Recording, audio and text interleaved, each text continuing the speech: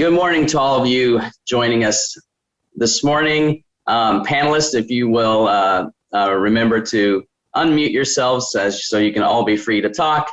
I am Dr. Jason Bolton, Vice President of Community Partnerships and Admissions for the Help Group, and I will be moderating today's webcast, Maximizing Your Child's Potential This Summer.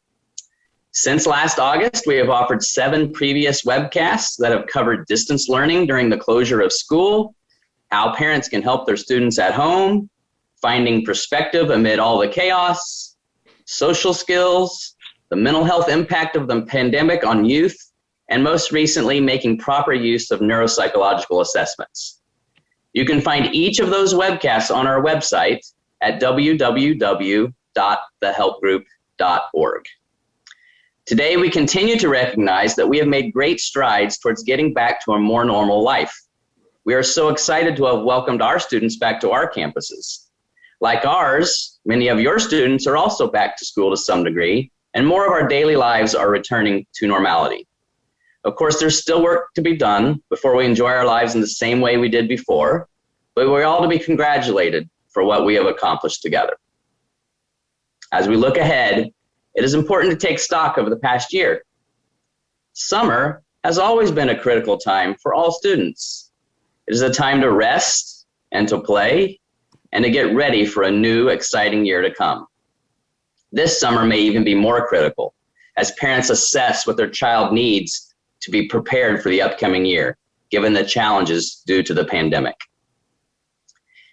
In a year which some students have struggled learning remotely and others have excelled, we would like to talk a bit about what typically occurs with a student over summer and how this may be similar or different, as well as options that parents may consider to maximize their students' potential.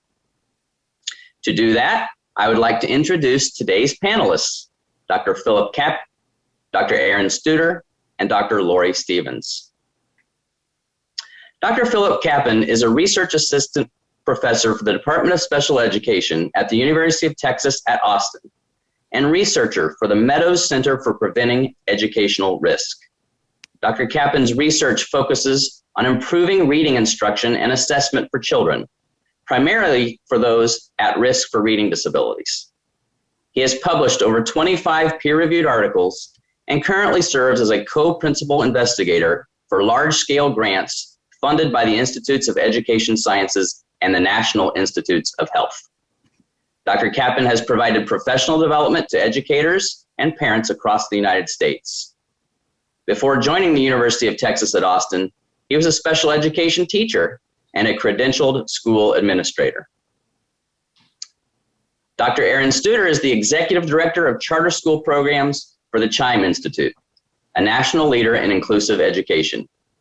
He holds a bachelor's degree in religion with a minor in English from the University of Iowa, a master's degree in special education from National University, and a doctorate in educational leadership and policy studies from Cal State Northridge. Dr. Studer began his educational career in 1998 with the Help Group Summit View School. Before assuming the executive director position at Chime, he held a variety of roles in schools, including athletic director, high school dean, curriculum coordinator, and principal.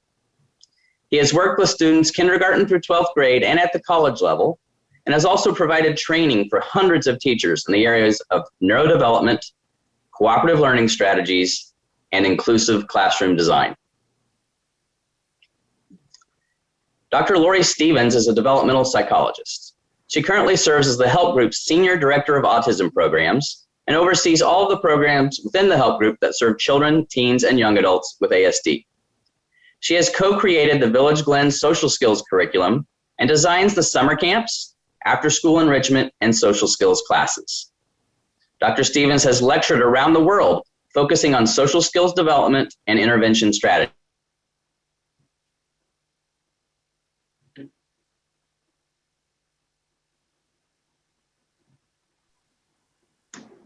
Sorry, folks, we're having a little bit of a glitch. Much of her work. Okay. Are we good, Erica? Yes, go ahead. Dr. Stevens has lectured around the world, focusing on social skills development intervention strategies. Her primary area of specialty is in designing social skills curriculum with a newfound passion for the changing nature of social expectations in the digital age. She has focused much of her work on the development of theory of mind and how it relates to all aspects of a person's functioning. Dr. Stevens received her BA in experimental psychology from UC San Diego and her PhD in developmental psychology from State University of New York, Stony Brook. Now that you've heard a bit about our presenters, as we always do, I'd like to know a little bit about you. You should see a short pop-up poll show up on your screen momentarily. Please answer these questions so we know who is participating with us today. I'll give you a few minutes to do that.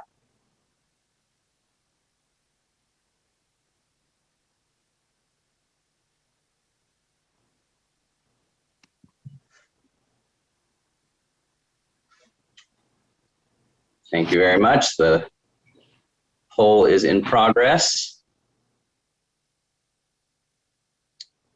Give everyone a few more seconds here to get your answers keyed in. About half of us have it so far.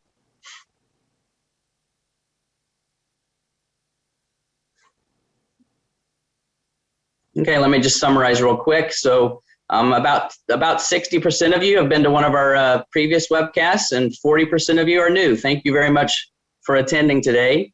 And over 65% are parents, so that's not surprising. And we have some service providers also with us today. Folks are feeling sort of very little to somewhat is the overwhelming majority of understanding what summer loss is. So we do have a lot of opportunity to learn today. So thank you very much. Just a hint, a life hack. You will have to hit the X on the top right side of that poll to make it clear from your screen. All right. Thank you for doing that, everybody. It always helps us to know who's on the line with us.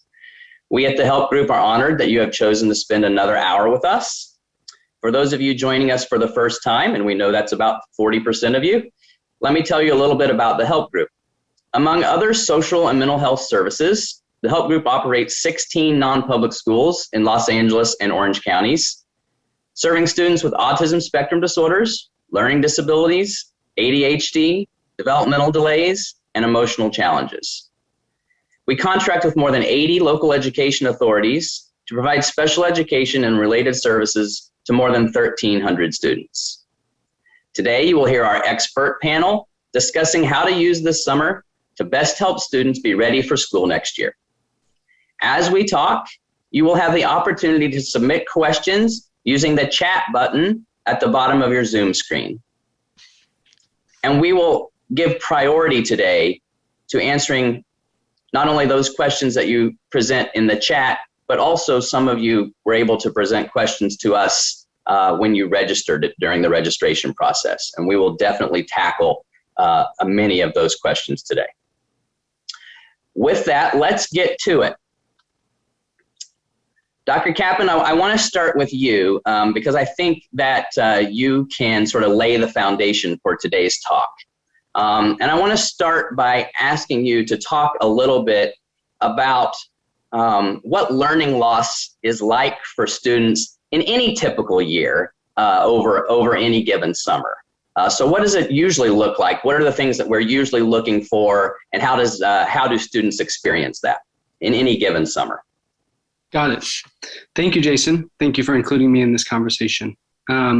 So regarding summer learning loss, for a long time, there was a consensus in the research community that summer loss was a real phenomenon. There was a seminal study that occurred a few decades ago, and it suggested that students lose, on average, each summer about 1 month of school year learning, and that learning losses were experienced by students disproportionately more likely to be experienced by students from underprivileged backgrounds. So those students that may not have access to texts and other opportunities to learn in the summer. The idea being that, during the school year, particularly, high quality schools like, the programs offered by the Help Group are offering faucets of resources to students. And these faucets are on, and students have lots of opportunities during the school year to access instruction and practice opportunities, which leads them to make gains. However, in the summer, the faucet tightens and students receive less access to resources and opportunities to develop their academic skills and knowledge. And so, you can also imagine, if you're following this analogy, that students from underprivileged backgrounds or students, those students may not have access to the summer camp opportunities or these sort of summer enrichment opportunities that are available to other students. And so, this all makes sense, I think. It's sort of intuitive, right? Now, there's been some recent research to call into question some of the previous research about summer learning loss. And so some research suggests that students, they don't lose, they just sort of stagnate. They don't continue to grow at the same rate. Others show that students do continue to grow, and it's really conditional on what their age is and their socioeconomic status, and there's all these conditions around it. But if you look at the most rigorous research, particularly the research that's been conducted over the last 10 years, it does suggest that summer learning loss is real. And so my interpretation of the research is that, students are vulnerable to learning loss over the summer. And, the most rigorous research shows us that it's those students that have learning differences, those students that really require, high quality instruction to make progress, are more susceptible to learning loss. Now, that's what research tells us very broadly, but it also tells us, though, that, individual cases vary widely, that some students are making, continue to make gains in the summer, and other kids are experiencing substantial loss. And so, I think sort of what does that mean for parents that are on this call or on this webinar? I think it means that, we need to be cognizant, and I think everyone probably already is, that our students, particularly those that have less resources at home over the summer or that really require high quality instruction, that they're vulnerable to learning loss. I think the good news, though, potentially good news, is that maybe two things. One is that the people that are on this webinar are probably keeping the faucets on for their kids and making sure that they have a lot of resources in the summer, opportunities to read books at home, to gain knowledge about important content areas that they may learn about in the next school year. And then the other piece of, encouraging news is that there are evidence-based practices for mitigating or counteracting summer loss.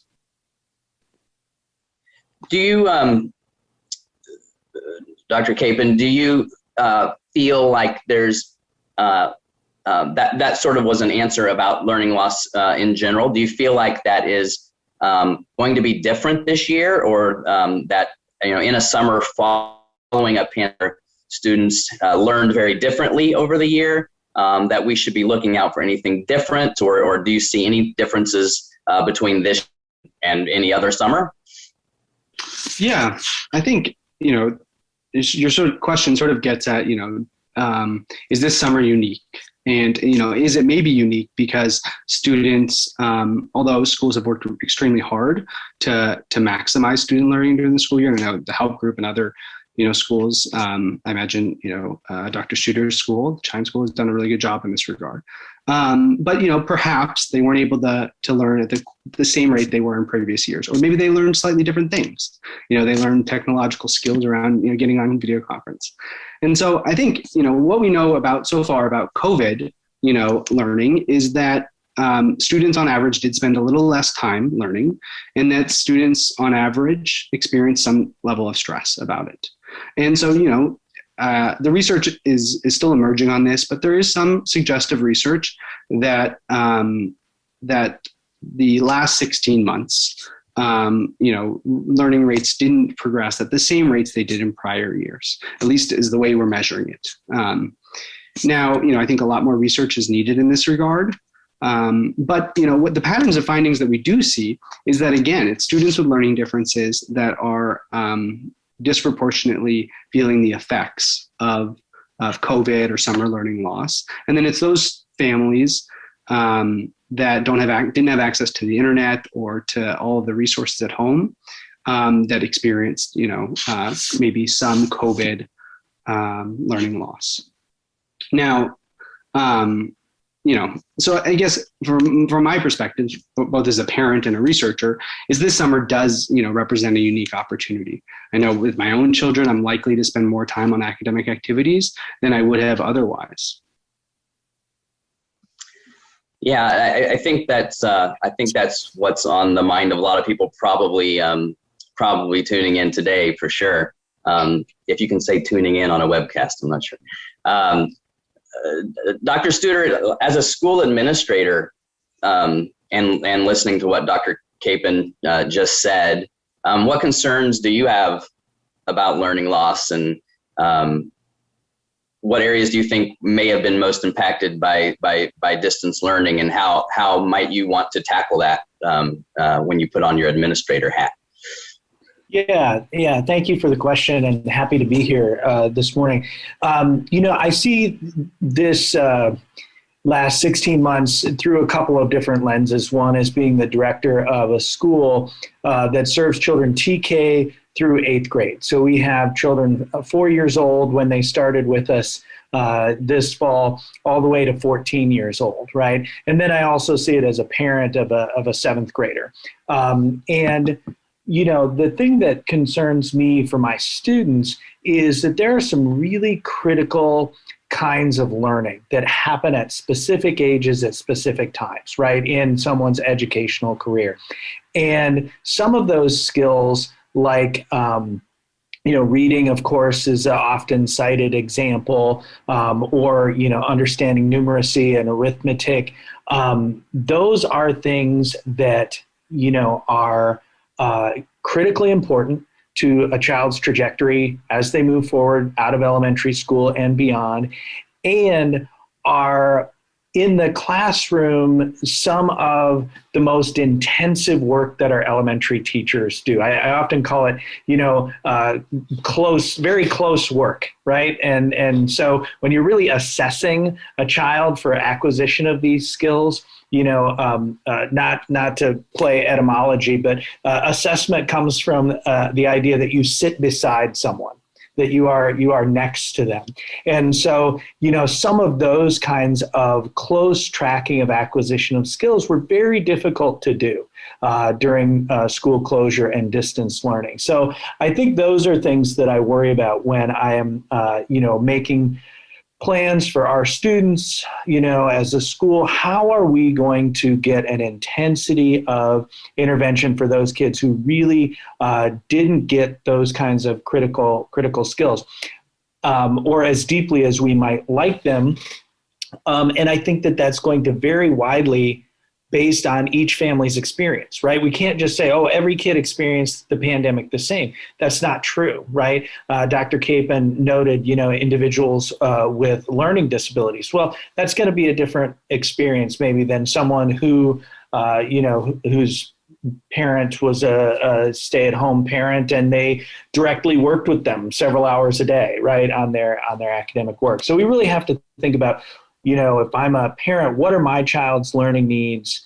What did they get from their school over the last, 16 months or so?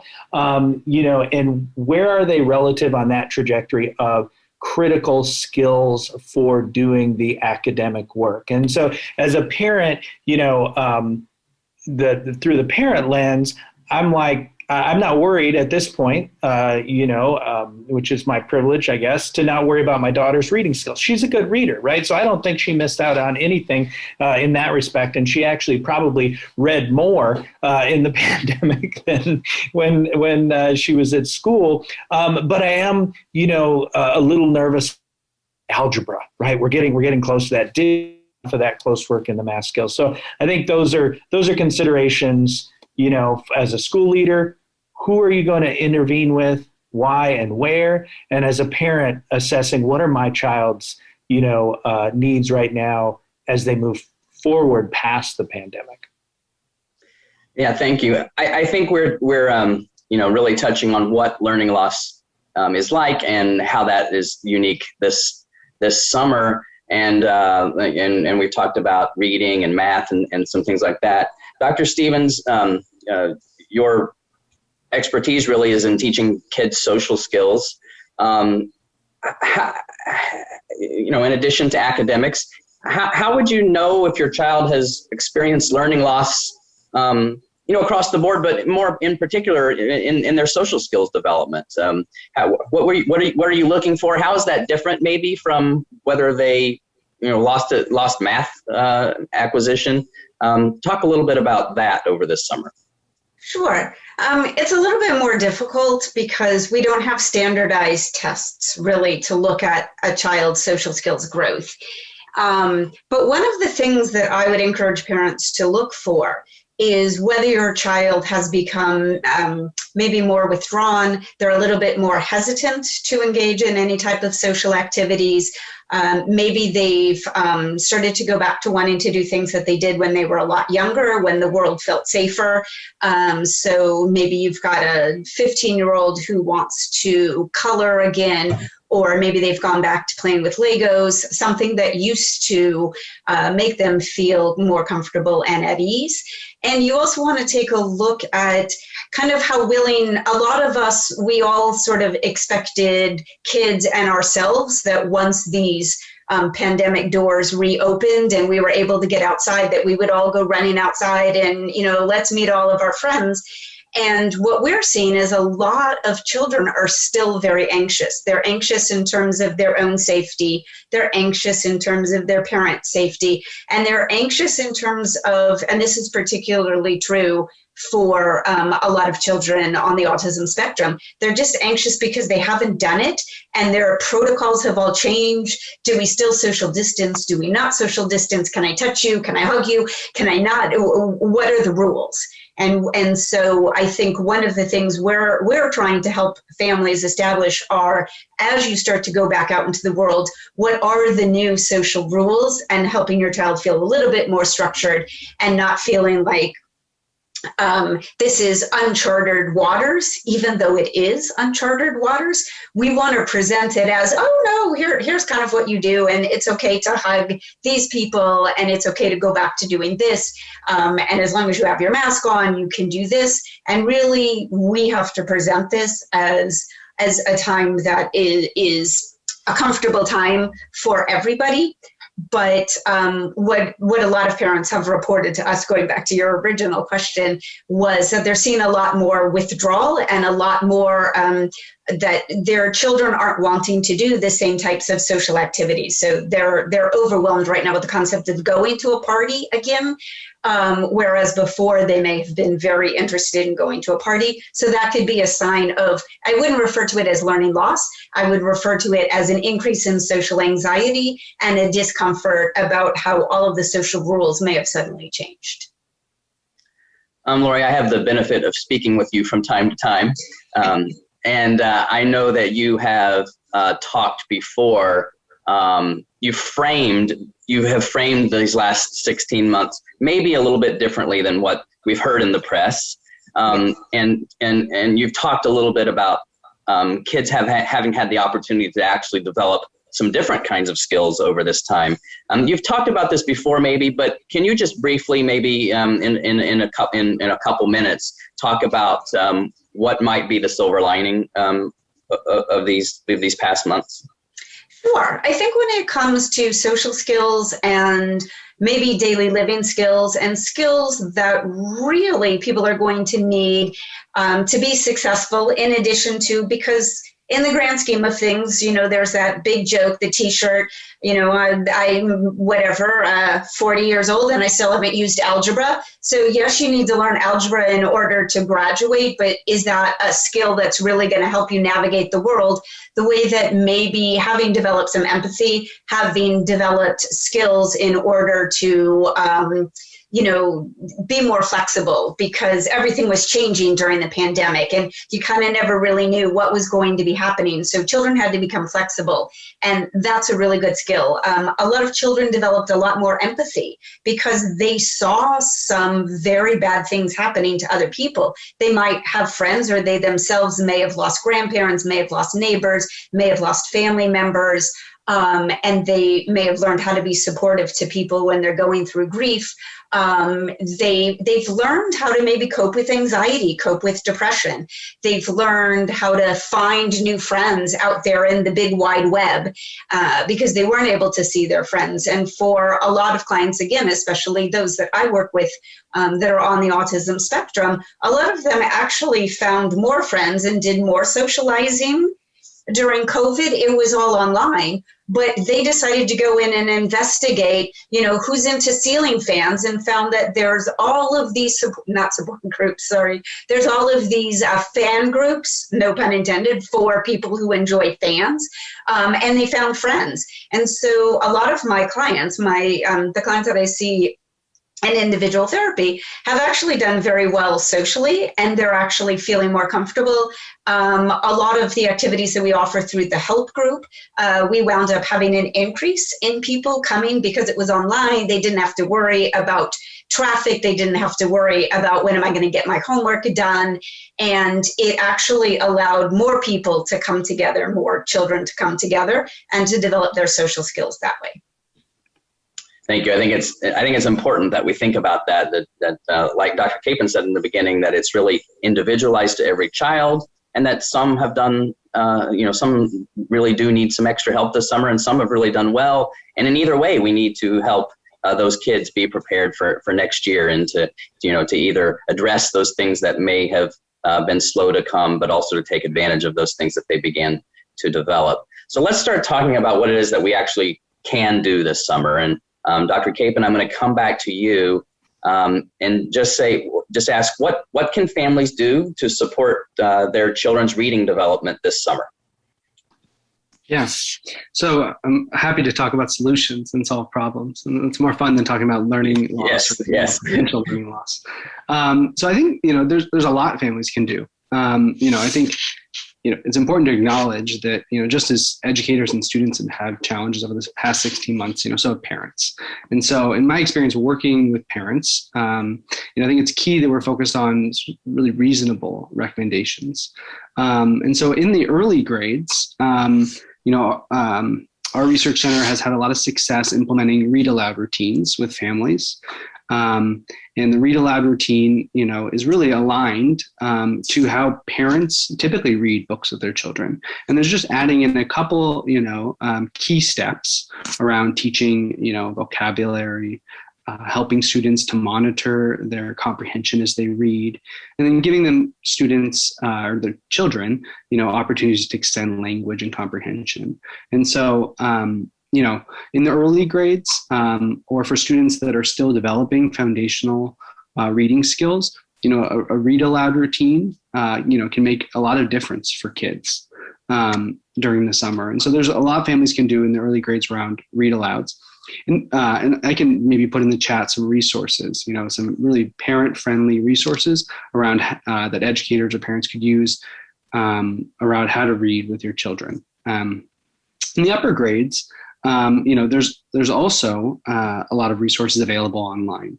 The two things that I really encourage families to take on is to, most of the strongest way to improve students' reading comprehension, the approach with the most evidence is reading comprehension strategy instruction. And so that's helping students to maintain to establish and maintain active engagement in reading and understanding by applying strategies. And those strategies might be asking and answering questions as you read a text. It might be finding what we call getting the gist, or finding the main idea in a text. And so these are strategies that are really not difficult to teach, and that your children likely, if you're a parent, your children are probably exposed to these at school. And so you could use some of that same language. And so again, reading at home with your children. In the upper grades, I'd really focus on content area text, find text that's meaningful and engaging to your kids, and text that's going to expose them to key concepts and knowledge. So, maybe social studies text or science text, whatever your kid is interested in. And then, just applying a couple of these strategies. And they don't take a lot of time. They're all in, they're a vehicle for helping students to comprehend text. So I can post in the chat, some of these resources that are family-friendly resources for applying these strategies. But the research is pretty clear that, parents who read aloud with their kids early on in life and then continue, throughout the school age, it makes a difference. That'd be great to put some of those resources in the chat. And I know that we will also be providing everyone from this webcast all of the resources that are talked about in this webinar today. We will make sure that everyone has as well. So thank you for that. Dr. Studer, the help group has an extended school year every year, and we certainly are thinking about how we will be providing effective instruction over the summer. I also know that Chime, the school that you direct, provides that same opportunity for children, whether they have IEPs or not. What should teachers and schools be thinking about as they design highly effective summer programs for their children this year? Yeah, I think that's a good question. I think, and just to be clear, our program is open to students who are enrolled in our school. So yes. For those who may be just listening and saying, "Hey, let me go check that out," we don't have open offer programs like the help group does. So it is directed at our 800 or so students that we have currently enrolled. But we have programs available for all of our students with disabilities, students without disabilities. We think that's incredibly important. All students, need at least that opportunity for summer intervention, remediation, and, frankly, just some fun. We actually kind of intentionally plug that in too. We want kids to enjoy and be happy to be coming back to school and excited. I think that one of the things that we've certainly done over the spring as we've gotten the opportunity to get kids back onto campus is make sure that they, are getting back into some of these routines, like Dr. Stevens was saying, even with the new rules, but like just getting out and getting to school and seeing other people and doing those things are incredibly important. Making sure that programs are,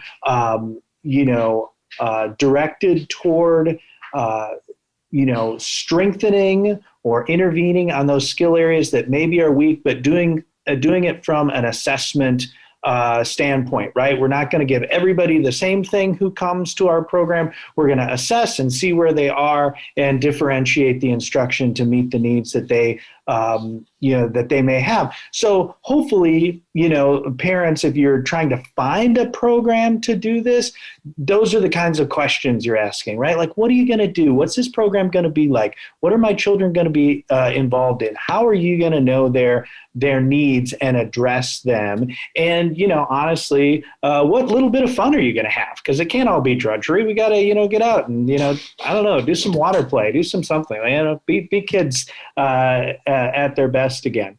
And then, so that's kind of our design and what we're thinking about. We have a camp program, then we have an ESY program, followed by another camp program. So we try to do summer programming for our families throughout. And those are kind of our guiding principles. I think the other thing, I'll just give a shout out to our librarian, who is, at one point, our library was the only library open in LA County. And we had a drive-through library at our school. And the reason I mention that, just to add on to Dr. Capen's point, is read with your children, right? Is like, again and again, when we go back to research, reading with your children is where it's at, right? From the youngest ages, obviously, when they get older, maybe it gets more difficult. But making sure that your children are not just reading, but enjoying the process of reading and picking whatever they want.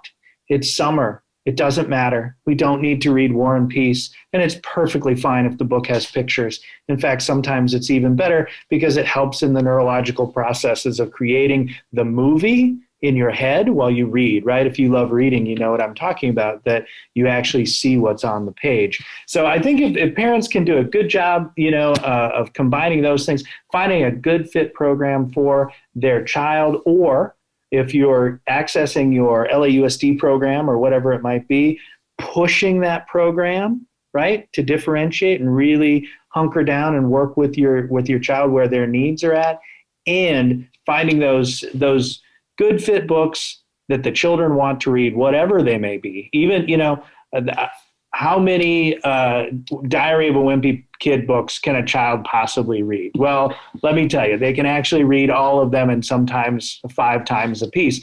But it's okay, right? You don't have to cringe at that as a parent. That's text experience and will help them be a reader.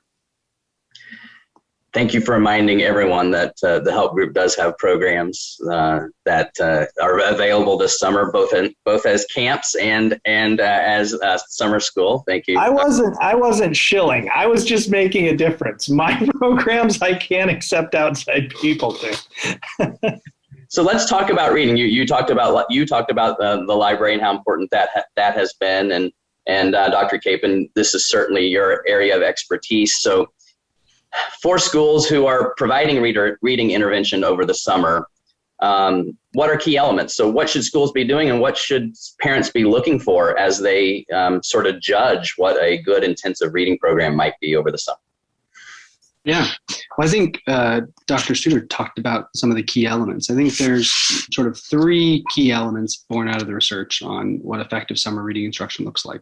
The first one is to support student motivation and attendance through engaging activities and plenty of time for play. And I think Dr. Studer made that point pretty clear. We find that there's pretty low attendance levels for summer programs traditionally. And those programs that have, play opportunities and engaging ways to engage kids are more successful. The second is that, we want to incorporate evidence-based practices. And so, small group instruction. I think tutoring right now is gaining some momentum in the field, and I think it'll continue to gain momentum around summer tutoring programs. And then, I think the other thing Dr. Studer said is that you want to make sure the instruction that's provided is aligned to your child's needs. And so for schools, identifying students that need foundational reading skills and providing them explicit, systematic word reading instruction is key. Providing, I would say that the summer programs probably should not, though, be just below grade level activities. Those will not be, as engaging as they could be. It should be a mix, a mix of on grade level and below grade level foundational support, highly engaging activities. And the third thing is, you want to find out who's teaching, because schools traditionally, and I know the help groups, works hard to identify good teachers to teach over the summer. But, traditional public schools have had difficulty recruiting high quality teachers to provide summer instruction. And so, if you've got, a motivating program, something your kid's going to be interested in, they're incorporating, sort of evidence-based practices, and the teachers are strong, I think you're going to have a lot of confidence that the summer program is going to maximize your child's learning in the summer. Thank you. Dr. Stevens, so we've talked a little bit about what the need may be and what folks might do to take advantage of that. And we also know that kids have been doing something very differently for the past 15 or 16 months. So for kids who, have been in distance learning and have sort of gotten used to that routine, maybe they've also, been playing video games in their room also as well. And so they've really been sort of digital 24/7. How do you encourage them to want to engage in these kind of programs, to get back outside, to get to school, to go to camp, anything like that? Help with that as a Yeah, that's a great question. And I think both Dr. Studer and Dr. Capon have already mentioned the word fun. And as parents or as programmers, educators, we need to be sure that we're incorporating some level of fun. And even when you're learning academics, there's always some level of fun.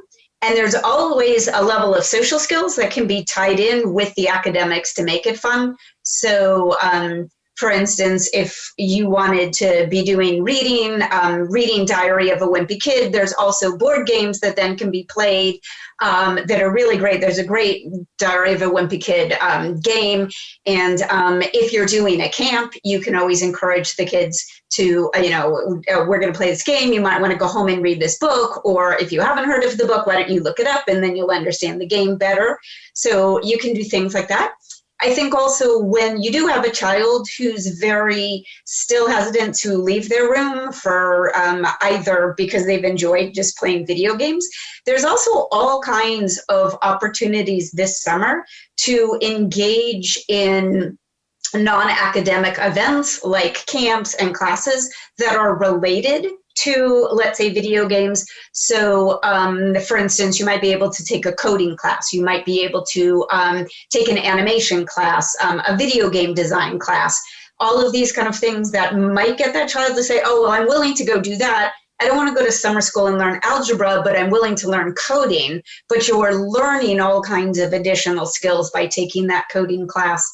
And then like the help group camp that we're offering this summer is really designed not to so much focus on academics, but to focus on all those other things that we want the students to feel comfortable with in returning back to school in the fall. So, social skills, refocusing on how do you get back into these things, looking at some executive functioning skills, looking at mindfulness, emotional regulation, because for so many kids, it's just an anxiety-provoking idea to suddenly go back, or I have to wear my school uniform again. I have a client who keeps saying this to me, but I have to wear my uniform. I haven't worn it for 16 months. And so having activities within the camp where you're going to do role plays about what is it going to be like when you go back, and making sure that you're offering to your students something that keeps their interest, but they're able to develop a bunch of other skills by doing something that appears fun, but is actually really getting more of those synapses going and maybe making some more connections between why are some of these things you're asking me to learn relevant to my life. I want to ask you one more question. I want to get to the questions that are coming from the audience as we have about 15 minutes left. But I want to ask one more question of you, Lori. A lot of kids never went to summer school before, and some of them never went to summer camp before. And now all of a sudden, their parents may be wanting to talk to them about that now. How do we do that and help those kids understand the need for that without affecting their confidence or their sense of themselves, because of what's happened over the pandemic? Right. I think that's a great question because, there's been so much discussion on the news, in the newspapers, on Yahoo pages that all talk about learning loss and how horrible this has been. And as a student, that can really affect your confidence. Or for the very first time, your parent says, well, you've been home for 15 months and I know you've been trying at school, but we want you to go to summer school. And that can, again, make the child feel like, well, what did I do wrong? I tried really hard in school. It's not my fault. So you want to make sure that as a parent and as a school, you're presenting things, again, as how are they kind of going to benefit the child? So to be able to talk about, you worked so hard and there were so many great things that you learned during the pandemic, because maybe you learned how to bake bread, and that's really important too. And maybe you learned how to do gardening during the pandemic, and that's really great too. And so when you go back to school or when you go to summer school, we want you to be involved in the gardening club if that's something that's available. And, it will also just be really good as a refresher course, so you're less anxious when you go back to school in the fall, and being sure that you have a good sense of what is that summer program going to look like, and being able to talk with the child about what it looks like, how it's going to benefit them, while constantly bringing in the fact that they did learn a lot of things. It might not, again, have been 100% academic skills, but there's all kinds of skills that that child acquired. And we want to say that even if they got to level 89 or they got to the end of their video game, that was an accomplishment. And it's something that they can go back. You know, we can encourage the kids to go back, and all schools should have a little bit of a share time. You know, what are the 3 things that you learned during the pandemic that you're most proud of? What are the things that you think are going to help you the most? And let's all start off on a positive note and not start in with, oh no, you didn't, you know, you lost your algebraic knowledge, because that's important and we're going to rebuild that, but it has to be with confidence. Dr. Stevens, I think you and I are going to arm wrestle over this algebra thing. Sorry. Unimportant it is. The number 1 predictor of high school graduation is passing algebra. I'll just throw that out there. But I will piggyback in a different way on your point. Like, there were positives, right? There were positives that came out of this, accomplishments that came out of this. And I also would encourage parents, as we, you know, move not only through summer, whether that's an ESY program or another kind of program, and then beyond, and we go into next fall, which largely looks like kids will be back to school. I think there'll be some exceptions. Kids are going to be back to school. Is what did work about some of these technology tools that we utilized, right? I think I shared this with all of the panelists before, but you know, I had a student say to me that this was one of their favorite years because they never lost an assignment, right? All year long, they never lost. And then, of course, they understood why that was funny, because we never gave them a piece of paper, right? But everything was on Google Classroom, and they actually kind of loved it. Right. Mm-hmm. And this was a student who had some learning and organizational challenges, et cetera. And so that was something that they really felt good about coming out of this distance learning time. And I would encourage parents to, you know, kind of push their schools to continue to embrace some of those things that worked for children, right? Not everything was bad. And I would encourage teachers to think about that too. What did work about, you know, the ways in which we approach this, and what are things that we should keep with us, because now we've built our capacity to use them, right? And we can integrate them in a meaningful and valuable way into the life of the school and the classroom. Yeah.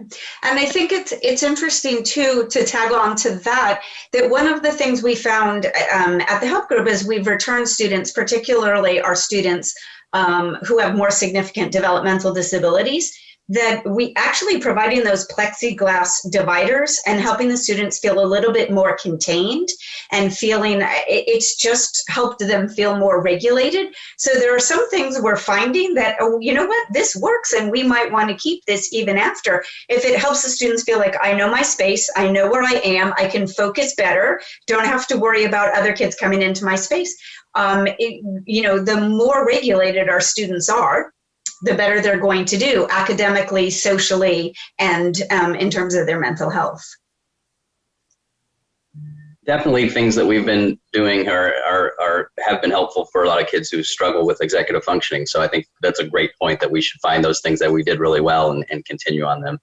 Dr. Capon, I see that you in the chat with one of our audience members, but I think the question is so good that if you don't mind going ahead and answering it publicly as well. So the question was in the chat was, with respect to learning loss, is this for newly acquired skills or basic learning skills such as math, reading, etc.?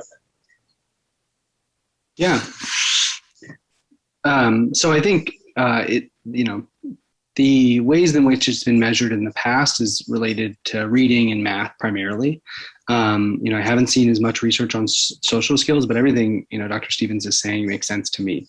And I think there's really value in providing social skills instruction over the summer to sort of maintain and develop their skills so that they can better take advantage of academic programs in the fall. So that all makes sense to me.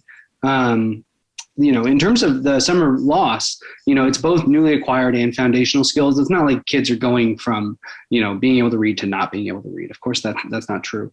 But we see that they're a little less strategic in their reading after maybe a summer break.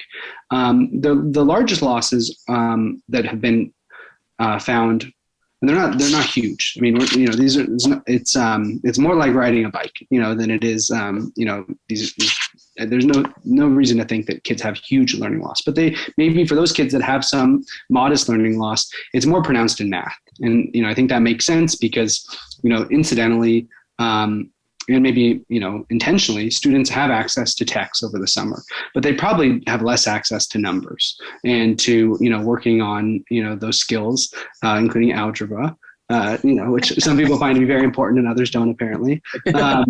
But, to math. And so I think, I'm not an expert in math, but there are a lot of resources about math online. And maybe I can put some in the chat that families can do at home.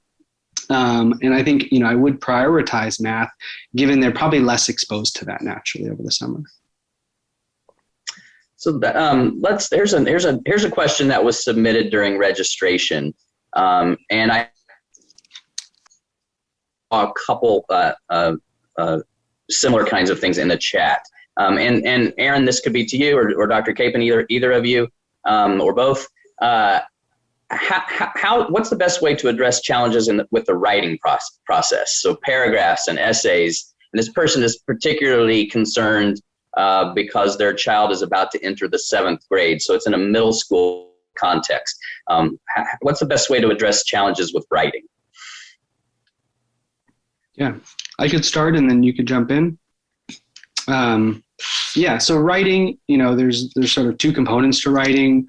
What we find is that students have less experience just writing in the summer, in that, it actually matters how quickly a kid can, write with, just get the words down on the page, and then, to type. And so giving students opportunities to continue practicing, writing over the summer is important. And it could be through a journal. It could be in response to, reading a book. And, the composition, like helping them to organize their thoughts on paper. I think that's a difficult thing. I think parents, could probably pick up a couple strategies for this. And there are some, resources online that I could, point us to help us think about, what an organization might look like. But it gets complicated. Writing in the middle school grades, you're writing for different audiences. Sometimes you're writing informational text, sometimes you're writing persuasive text, and parents are quite busy. And so, when my child gets to 7th grade, I'm not sure I'll be teaching them the different writing forms at home over the summer. But I will, maybe try to push to get them to continue the action of writing. And, reading improves writing too. And so just, reading more will help them with writing. But I point to a couple of resources, to help us think about, what writing instruction might look like. But I think, more opportunities to practice is pretty key. Yeah, I would echo that. And, it's kind of like, ask this 4 minutes left to go. And I'm like, actually, we're going to need another hour because it's pretty complex. Back in the good old days when I was a special education teacher at Summit View, this was sort of my thing. I spent a lot of time working on different writing strategies, and you can kind of break it down at all different levels. So like the first question for me would be like, when you say we want my child to be a better writer, what do we mean? What's going on that's not going well for them? And Dr. Capon kind of referenced it. Are we really at the graphomotor stage of writing where just the mechanical task of writing the letters is a challenging thing? Is it discourse production where we just, we don't have a lot to say, or it doesn't feel like we have a lot to say? So how do we get that narrative flow to start flowing and have, build a discourse, build chunks of text? Or are we trying to do something more refined, like was referenced there at the end, like persuasive, narrative, those kind of things. So I think it's kind of like, where are we at?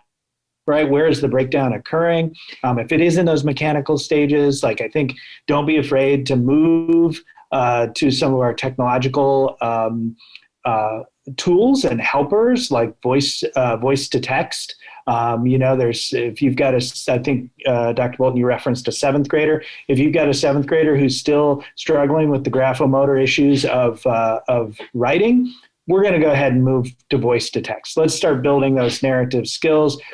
There's all kinds of tools now, whether it's on your Google Docs, you can do very simple voice to text, or almost any Apple device. It's really high end. It's 1,000 times better than it was when I was teaching.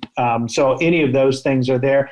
And then beyond that, I think for summer, Dr. Capen's right. It's just more is more.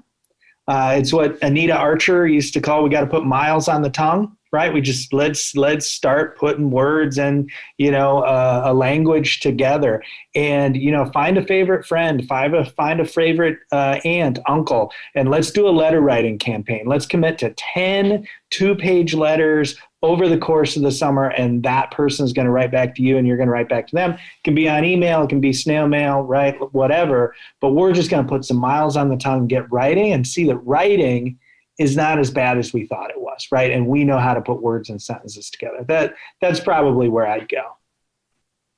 Well, this has been fantastic. We have come to the end of our time today. I want to thank Dr. Philip Capen, Dr. Aaron Studer, and Dr. Lori Stevens for joining us and sharing your expertise this morning. That certainly was a fast hour. Just so everyone knows, this presentation was recorded, and we will let you know when it's available to view and share with your colleagues and friends. If there are questions that we were not able to get today, we will share some of those with you in a follow-up email.